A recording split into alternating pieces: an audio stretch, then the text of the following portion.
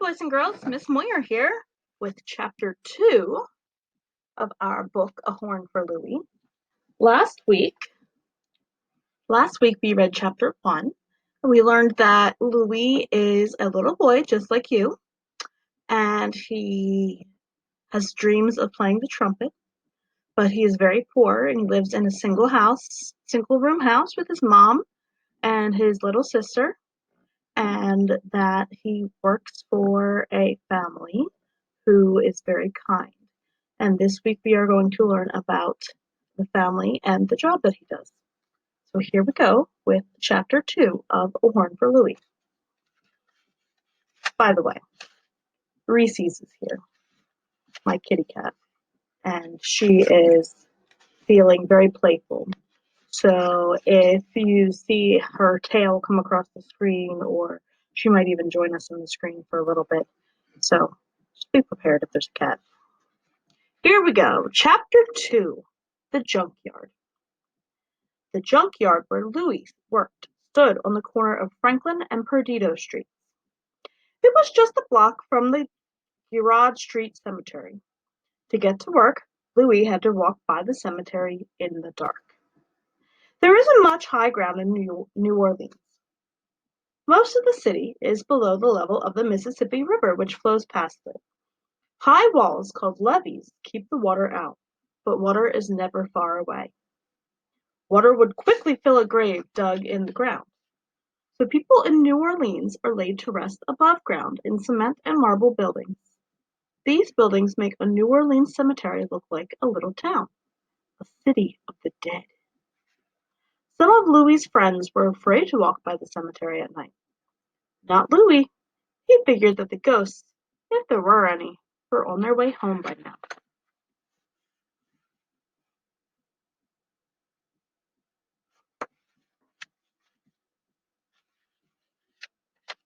Good morning, spooks! Louis laughed in a loud voice. Did you all have a good night? Sweet dreams now.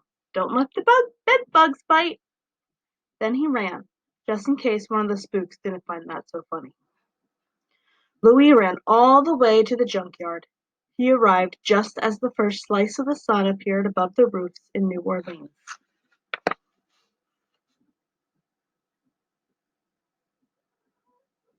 Here comes Reese's. She's laying down next to me. The sign above the junkyard gate said, Karnofsky and Sons. We buy paper, rags, and old iron. Good morning, Alex. Good morning, Morris, Louis called to the two Karnofsky boys. Alex and Morris were older than Louis. They treated him like a little brother. Louis helped Alex and Morris harness their horse, Rosie, to the junk wagon. Rosie liked Louis. She lowered her head so Louis could scratch her ears. Got your horn, Alex, the youngest Karnofsky asked Louis. You bet, said Louis. He took the tin horn from his pocket. It was dented in the middle, and the wooden mouthpiece was gone. Louis had to blow through 2 fingers to get a sound out of it, but Louis didn't mind. A tin horn was better than no horn at all. He blew a snappy ragtime tune. That's great, Alex said. Morris, his older brother, agreed. King Oliver better watch out, Morris said. Louis is getting real good on that horn. He'll be king of New Orleans one day. Louis could be better than good, Alex said. Don't you think he needs a real horn? I wonder how he can get one.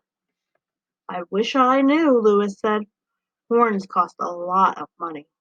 I don't know how I'll ever save to buy a real one. You never know, said Alex. Today could be the day. Go see Mama. She wants to make sure you eat breakfast before we leave. I already ate breakfast, said Louis. He didn't want to tell Alex or Morris the truth.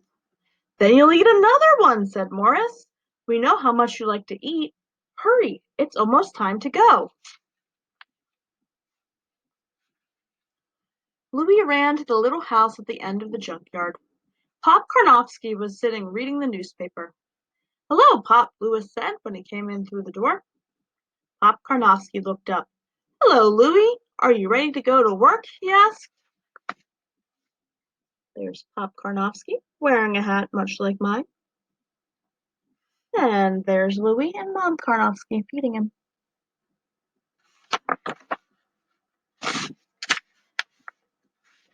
Louis will be ready to go to work after he eats, said Mama Karnofsky.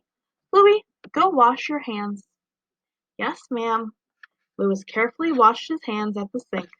He dried them on the towel, and then he sat at the table. Mama Karnofsky filled a bowl with her special grits. She called it kasha. She buttered a thick slice of black bread, and she filled a glass with milk. Eat, Louis, she said. How can you be big and strong if you don't eat? Louis didn't argue. Morris was right. He loved to eat. Louis ate 2 bowls of kasha. He ate 3 slices of black bread. He drank 2 glasses of milk. And he drank a mug of tea. Now he was ready to go. Tell Alex to come home early, Mama Karnofsky said. Hanukkah starts tonight. What's Hanukkah? Louis asked. It's a holiday. A Jewish holiday, Pop Karnofsky said. He smiled at Louis. You'll come tonight. You'll learn about it. Thanks for my breakfast, Mama, Louis said. He carried his bowl, glass, and mug to the sink. Then he heard Alex calling. Hurry up! Rosie wants to get going. I'm coming. Louis ran out the door. He jumped into the wagon and sat down beside Alex. Alex flicked the reins. Rosie started walking. Clip, clop, clip, clop, between the piles of junk that filled the yard.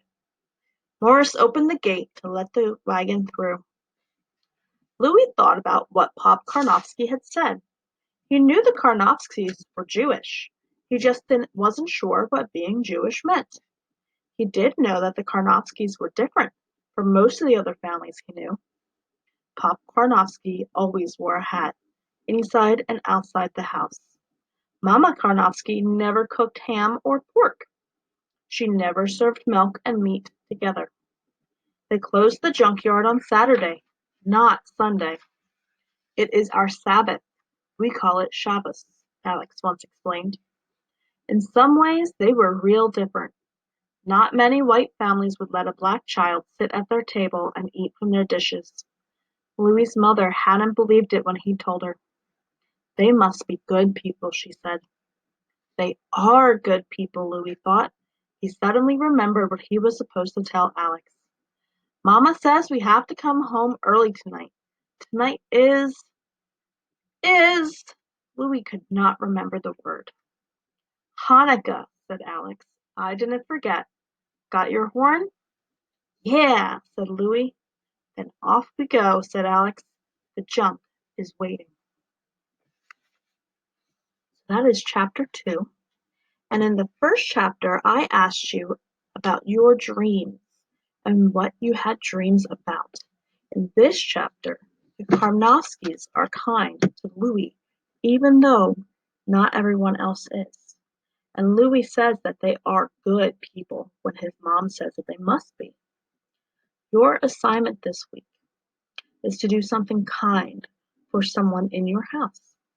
That means maybe you help wash the dishes, maybe you help set the table, maybe you help get your laundry together, maybe you help clean up, help with a younger brother or sister, ask how you can help.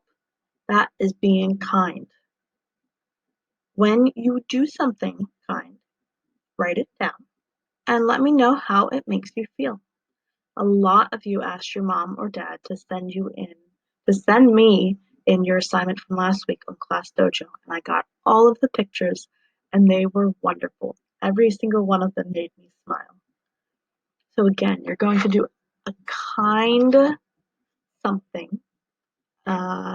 Be kind to someone, hold the door, help out, and you're going to let me know how that makes you feel.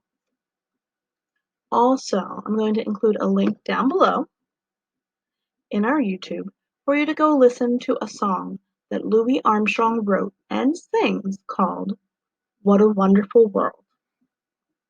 And I'm going to ask you to draw me a picture about how the world makes you feel or how the song makes you feel. You can send it to me on Dojo, or you can send it to me in my email, which is down below. I miss every single one of you, and I hope that we see each other soon. I miss music class, and I miss singing and dancing with you. I miss playing recorder with 3rd and 4th grade. So I hope you're staying well. I hope you're staying healthy. And know that I miss you very, very much. I will see you next week with Chapter 3. Bye.